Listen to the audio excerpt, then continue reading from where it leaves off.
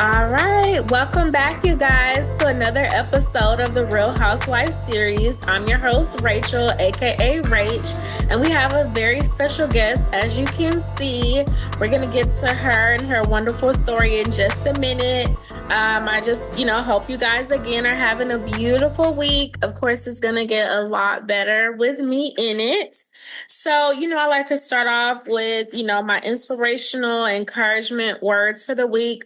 So this week we're going to be talking about just tapping into your star player. What does that mean? Like, you are your star player. You cannot be worried about your side characters. Even sometimes your love interest can kind of throw you off of the course of where you're supposed to be.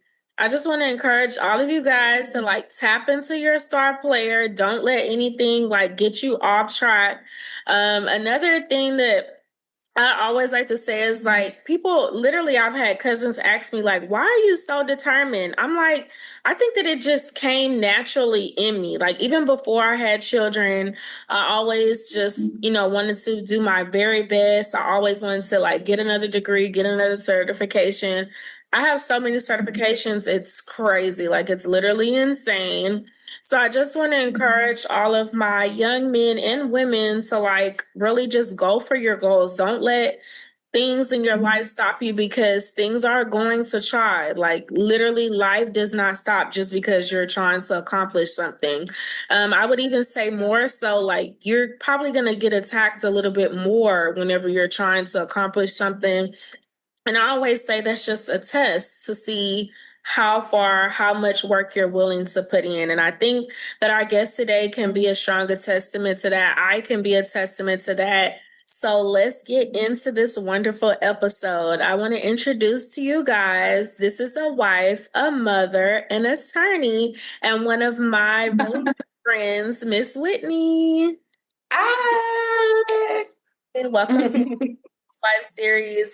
Thank you for taking time out of your beautiful, wonderful schedule. I know it's super packed, but we get an opportunity to talk to you today. So excited. Here. So let's get into it. So I usually start by getting to know my guests. This week, I want to switch it up. I want to start with this game, and because you're an attorney, we're gonna play a game called Oh Does my It goodness. So does it please the court? So this one's pretty easy, but I want to know, does it please the court to hire help? Like, are you open to like, Oh, absolutely. It pleases the court. That was the first thing that I outsourced was like house help. I've always been busy, but specifically like just cleaning up the house, making sure like you just have a good weekly reset. Please hire everybody. Hire a chef if you need to. Do what you got to do. yeah, I haven't gotten to the point where I've hired a chef, but definitely the housekeeper thing, especially when I first moved in. We had a Mhm. so good girl. She like freaking organized my kitchen for me because Uh, I was so tired. I was just like, yes. girl, she came Yeah. and had the Tupperware over here, plates over here, cups over here. I was like, oh, thank you, God. So, And yeah, that's what you need. Like you need someone. And it's funny because out here in DC, we don't have typically like that the housekeepers or the house cleaners will like come and just like clean up. So they don't really organize for you. But if you can find somebody that'll like say, hey, I'm gonna put all the things in their places and the places in their things, that's key. That's key. That's yeah, great. it's definitely a blessing. I think, we try to do so much, especially as Black women. I don't know why this like struggle culture is so promoted. Like you just gotta do everything. Girl, it's a scam. It's a scam. I want out. Take me out that race. I want to cheat a little bit. I like to cheat. Yeah. I'm So not yeah, playing with it no more. Yeah, I feel you. the court to hire help. Um, does it please the court to keep in touch with your ex's former partners, like, if they have children, or is it okay? Like, do you talk to any of your exes? Is it okay for him to talk to his exes, or, do you intermingle? How do you feel about I know my face probably told it all. No. And I will caveat asterisk footnote that with it depends if you have children with the ex, right? Because obviously that's a whole different ball game. But if this is just yo ex from wherever way back machine, you need to go ahead and let that go. And if you're having a hard time letting that go, then you probably need to do some evaluations about whether you're really ready to move on. Yeah, But for no, sure. that don't please the court. Yeah, no, I don't do that either. Like, I'm not like, what do you mean you need to talk to your ex? That should have Right. already been said, and whatever she had to say. I mean, too late. So Yeah, you don't need no more exactly. closure. Like, we're done. We're not doing it. Right. So, but I know people that are like, Married. oh, that's We're just my married too. friend. I don't believe in it. I don't believe in that. This is the Mhm. last question. Does it please the court to just ever tell your man like you're tired? Like I don't feel like, I'm just super tired. Like, oh well, sorry. Um, no, but I think that that's more so like, I don't know, that might be a little controversial, but I don't feel like you should. I think there is a balance, right? And I think in marriage, when you are married, the Bible says like your body is not belongs to your spouse. And so I think that that's kind of controversial because we live in a culture where it's like, what do you mean? Like, my body's my own, it's my body, my choice, and all that stuff. But I think that, like, biblically speaking, if your spouse want to get it in, then like, what's wrong with that? You need to just kind of like just do what you need to do. Yeah. That said, I'm not saying like if there is an issue, like, or if there's some like overindulgence or some problem, like that's not what I'm talking about. I'm talking about run of the mill. You just, you all Totally both had a sleeping. long day. Exactly, exactly. I think that there is like being married is a lot about sacrifice and it's a lot about like serving another person. And so if that's what you can do so that your spouse can have a good night's sleep, then why not? Because they do be sleeping so good afterwards. So yeah, I'm gonna agree and say, yeah, you should go ahead. And sometimes I even get so lucky, I'm like, oh, I need a little nap first. And he'll like let me take a nap and Mhm. then, 1, 2 o'clock in the morning, ready to go. Right, we So good to go. I yes, I loved it. I love this game. So that was kind of like our little icebreaker. And we need to tell the people why we're doing a FaceTime. So currently she lives in DC. I'm in Houston, but she used to live in Houston, and that's kind of how we met. I want her Hmm. to like walk you through the story of how we met, and then go into your life, your background. How did you become an attorney, and like any struggles that you faced while you were trying to accomplish this tremendous goal? Oh, yeah, that's a heavy question this early in the morning, but let's start with the easiest one. So we met at the park because I had just moved to Humble, Texas, and we were at the park. I was at the park with my daughter, who I don't think she had started kindergarten even. She was very young. And so you were at the park there too, and then we started chopping it up, and then we exchanged phone numbers, and then come to find out you were really good friends with my neighbor at the time. And so then the rest is like history. We just all were, a trio. We were really good friends. And so that was that. My background, I went to Clark Atlanta University. I'm originally from California. I went to Clark Atlanta University after high school and I came back with a baby. So I didn't I know was you went to 19 Clark years. Atlanta. So that's at HBCU, Yeah. right? I went there for 2 years and then with my daughter's father. And then when I got pregnant, my mom had moved from California to Texas because that's where my grandmother and that side of my family lived. And so that's kind of how I ended up in Texas. And so I went back to Texas and I finished my associate's degree in College Station. And then I moved to Houston to go to University of Houston to finish my bachelor's degree.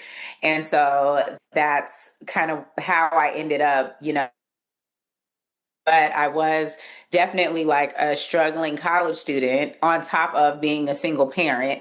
And I was very much determined to, just finish school and give my daughter a life that like I just never had. And so that was kind of the catalyst to me kind of getting my stuff together. And I really do say all the time that like Gabrielle saved me because I thought I knew what I wanted to do when I went to college. I think that was just something everybody just did after high school where I was from. And so but I didn't really have a purpose until until it was, I was like, oh, I have to take care of her. I need to make sure she's a functioning member of society. She can be, have resources and stuff. So it was a very interesting journey. And I think, and through University of Houston, or while I was at University of Houston, rather, I ended up getting a job as a paralegal with a personal injury law firm.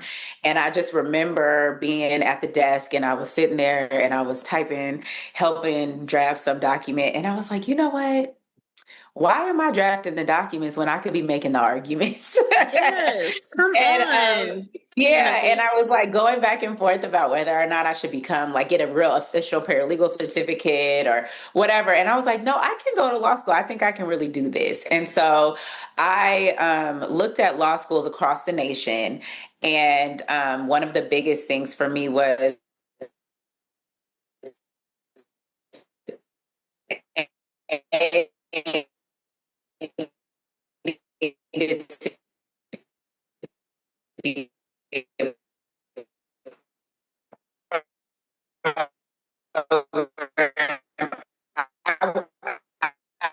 I would love to is to go.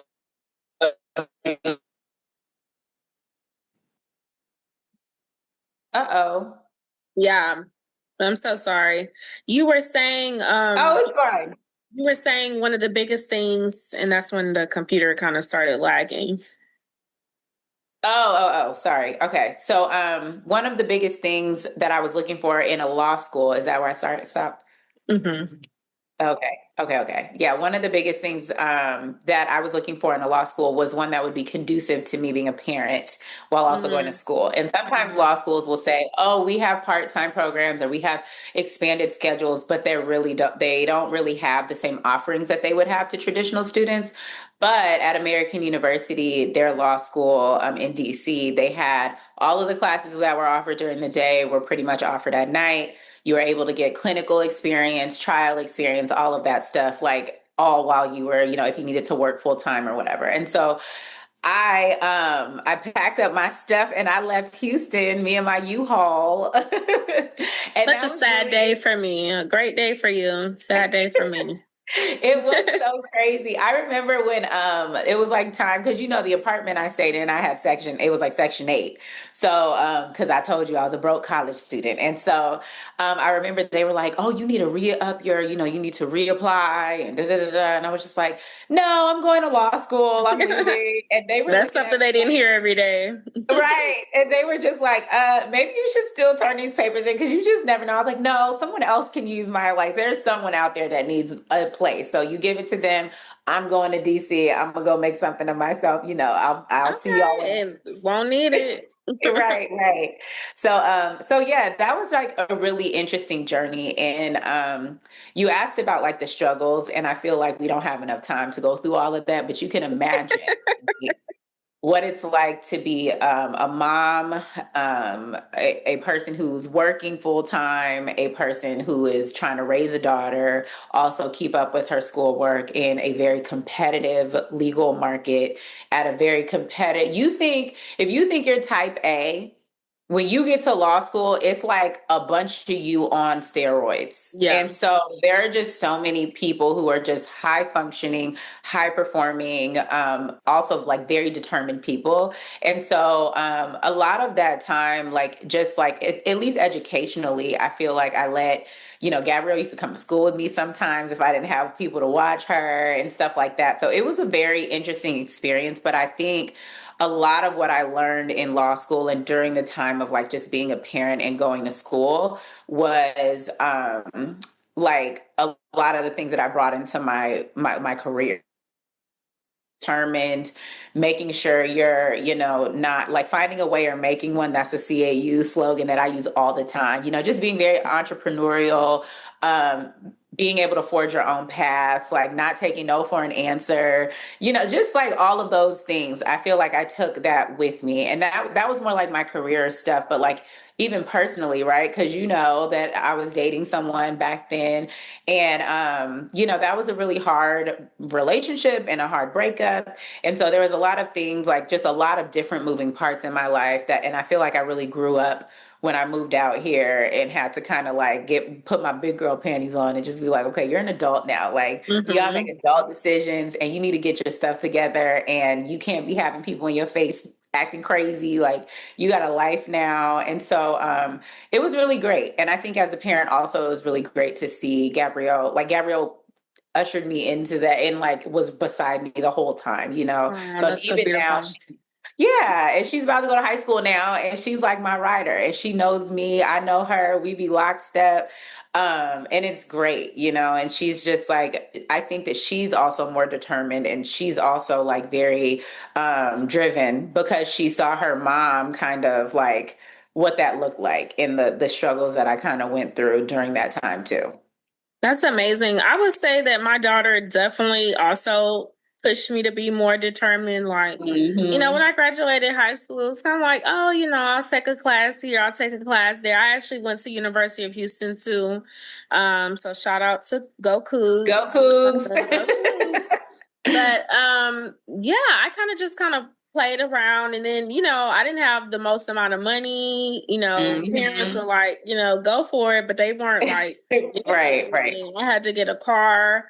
I had to figure Hmm. all of this stuff out right as I'm going through. But I think Yeah. having my daughter definitely made me want to be like, okay, girl, like you got to stop playing around now. Like you're not Yep. just looking out for you anymore. It's a whole other human being that needs Right.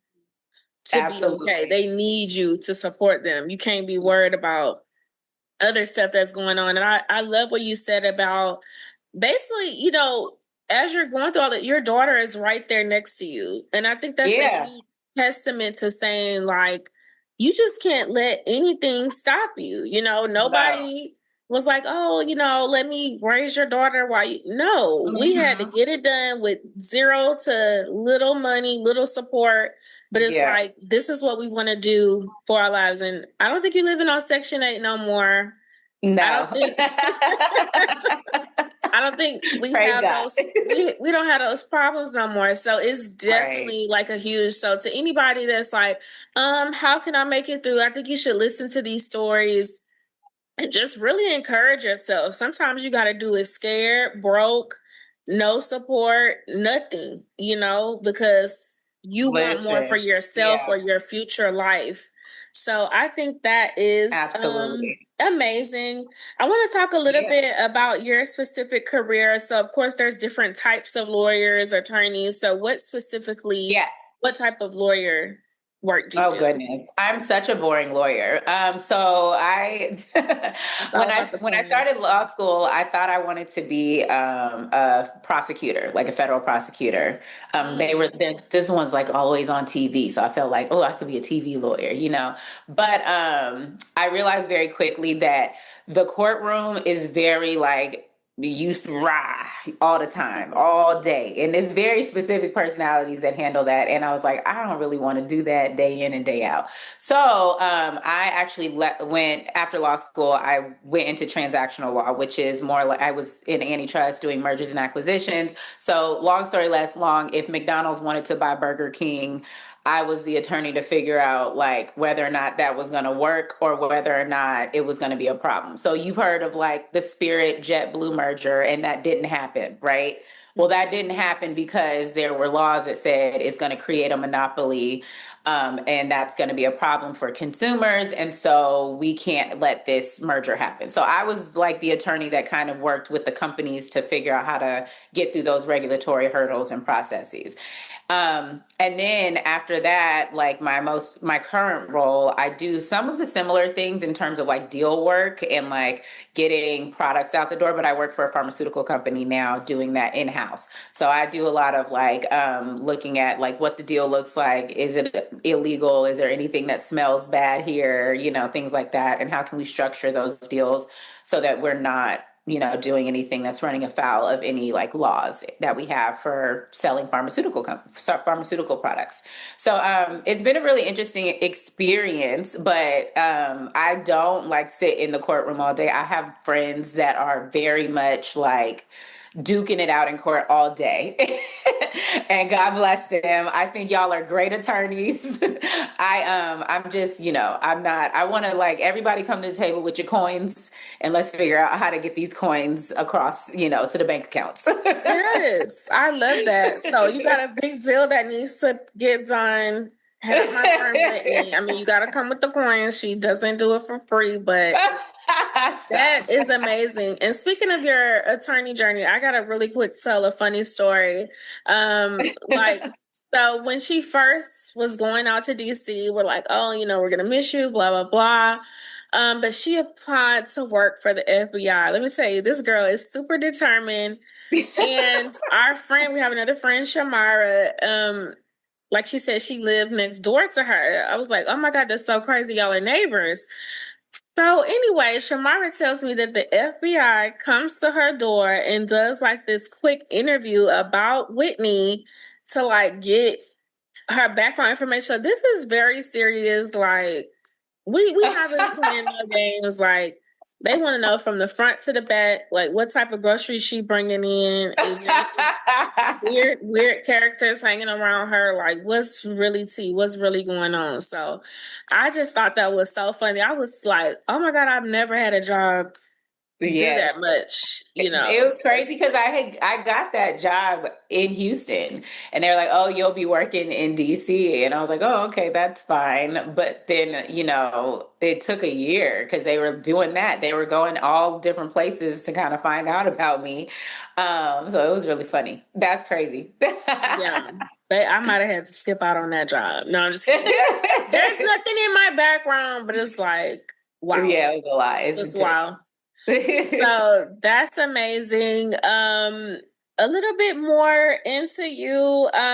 So we talked about like how determined you were, how you got through law school, what type of work that you do now. Now just like on a personal level, like of course, like when you go into work, usually you're gonna have to be kind of like tough and a boss in your own right. Do you feel like that kind of affects your personal life with your husband or with your, close friends, family? Do you feel like, it's kind of hard to make that switch? Or are you like, I can be a boss in the courtroom literally and then go home and be more submissive? Do you find that? Yeah. No, I actually think that because being an attorney often requires you to like, and I think in a lot of professions, it just requires you to have wear a lot of hats or just like problem solve a lot. Sometimes you just get home and you really do just want to like not have any responsibilities or just kind of let those things fall on someone else's shoulders. And so I'm very grateful because my husband is so good at that and just kind of like come in, let your hair down a little bit. And I get to do the things that I really love to do. I love watching like trash TV in the evenings and cooking a good meal. Like that's what I love to do because I don't have to like think about it. It's just like I like getting in the kitchen and I'm just in my zone. It's very calming to me. I know some people are like, I hate cooking. It's very stressful, but it's not stressful to me. And I really like it. And so I do appreciate that balance because I can go to work or I can be in, have a heavy day at work or something. And then I can come home and my husband just knows exactly what to do and how to like, and it helps me like want to just be so great to him too. You know what I mean? Like, shout out to David. I love shout out to David. Nickname is so funny to me. I absolutely love that. So my last question, because I know we gotta like get to work, get these things going. Did you find it hard to like open yourself up to love after like everything that you had went through, like just, throughout your journeys in life? Did you find it hard to just be like, okay, this man is trying to come into my life. Should I give him the opportunity? Or, was it like he kind of had to work through some things to get to you? All of the above, I think. I think that, my ex, and that was a very tough like time, right? And then I think after me and my ex separated, I was very adamant about establishing peace in my home and in my life. And I was very serious about maintaining that peace. And so for a while, I was good because I was like, we're, firing from all cylinders. I got my job, my big girl job now. I'm not on Section 8 no more. Like I got real insurance.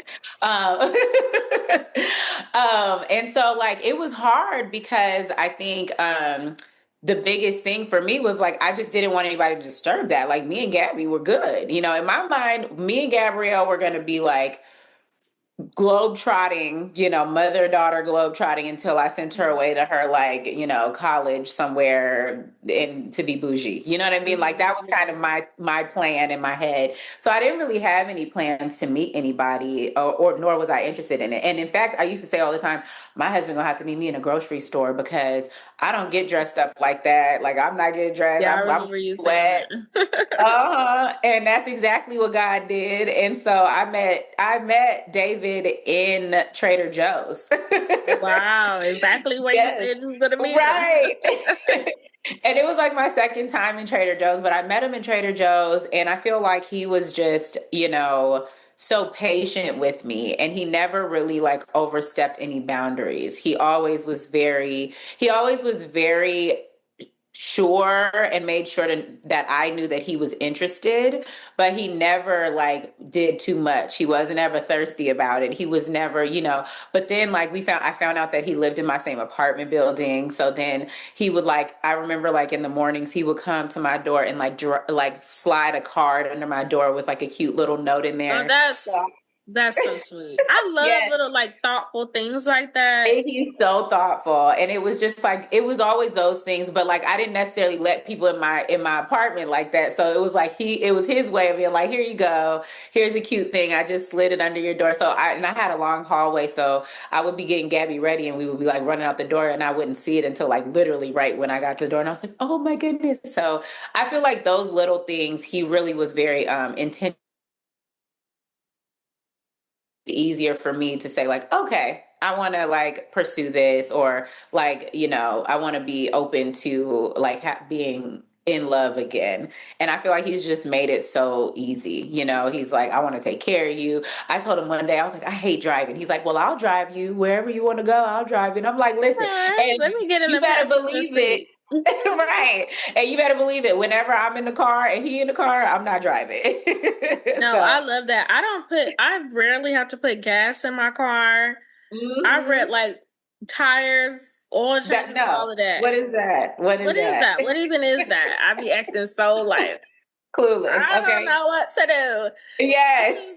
Yes, I love those, what do you call it, wife benefits, girlfriend Mhm. benefits, Mhm. whatever. Hell Yeah. no. And shout out to the real men who know how to do that, who are like, I'm Yes. gonna keep the gas in the car, the oil change, the tires rotated. I'm gonna make sure that, she don't have to want and worry about anything. Like shout out. Yeah. Shout out to you, sir. Because yeah, let me sit back in my feminine role and I'm gonna do things for you too. Like I'm gonna make sure dinner is cooked. Mhm. I'll massage his little back or his feet or whatever.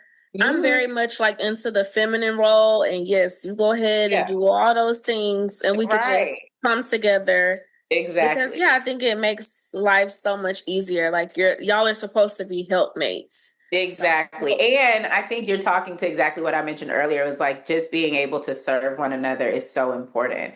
And if you mhm. have a posture of how can I serve this person and how can I just make sure that I'm being obedient to what God called me to do, not obedient to whether or not he acting right, not That's the obedient to hard whether or part, but not, you gotta right. remember that Because you be it's like, a I could be covenant. petty right now if I wanted to. Right. Like you can get your own, Hmm. but no, let's, still do Yeah. the godly thing because that's what you said you was going to do. So I love it.